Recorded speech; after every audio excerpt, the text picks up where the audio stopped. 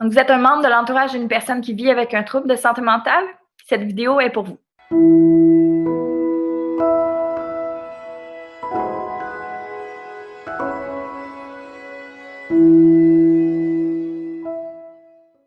La troisième composante du stress, selon la docteure Sonia Lupien, c'est la nouveauté. Donc, une situation nouvelle est souvent aussi ambiguë parce qu'il est difficile de lui attribuer une signification claire. Si on ne sait pas à quoi s'attendre, ben, c'est plus difficile d'évaluer aussi la menace potentielle. Donc, notre jugement à ce moment-là va se baser sur des déductions. Et à partir de ces déductions-là, va enchaîner une série d'événements, une chaîne d'événements qui va engendrer du stress. Donc, l'ambiguïté amène une déduction. Cette déduction-là va amener une incertitude qui va amener un stress. Parce qu'on manque d'éléments pour vraiment avoir un portrait complet de la réalité. Donc, c'est là qu'on va aller plus dans des déductions. Donc, si je poursuis avec un exemple en lien avec l'approche aidance en santé mentale, on pourrait penser à l'annonce d'un diagnostic d'un trouble de santé mentale. Cette étiquette-là pourrait être vécue comme un soulagement, mais ça pourrait être aussi vécu comme un fardeau. Peu importe que le diagnostic... Attends. Donc, on pourrait penser à l'annonce d'un diagnostic d'un trouble de santé mentale.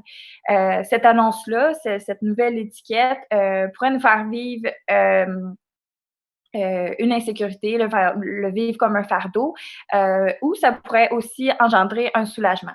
Peu importe la réaction est plus difficile ou une émotion positive, en fait, l'idée, c'est que c'est quand même une nouveauté et ça engendre un stress. Je vais poursuivre en vous présentant une piste de solution pour faire face à la nouveauté. En fait, c'est seulement d'en connaître davantage. Être mieux informé sur le sujet, ben, va permettre de diminuer le stress lié à la nouveauté. Ça va nous permettre, en fait, de réduire les déductions, hein, comme je parlais tout à l'heure, les déductions qu'on va faire naturellement.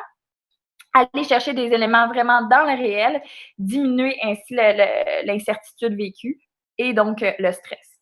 Donc, on vous encourage à vous poser des questions, à faire des recherches auprès de sources crédibles, à échanger avec des personnes qui peuvent avoir vécu des situations semblables, puis de rester ouvert à l'apprentissage. L'ACPAM accompagne les familles, l'entourage d'une personne qui vit avec un trouble de santé mentale. L'organisme, dans le fond, offre information, référence, puis soutien. Donc, à l'ACPAM, on outille nos membres pour leur permettre d'être dans une relation saine avec leurs proches, tout en prenant soin d'eux-mêmes. À l'ACPAM, on contribue à briser l'isolement des familles et de l'entourage, puis à sensibiliser le grand public et le décideur pour vaincre les préjugés, puis favoriser l'inclusion des personnes qui vivent avec un trouble de santé mentale.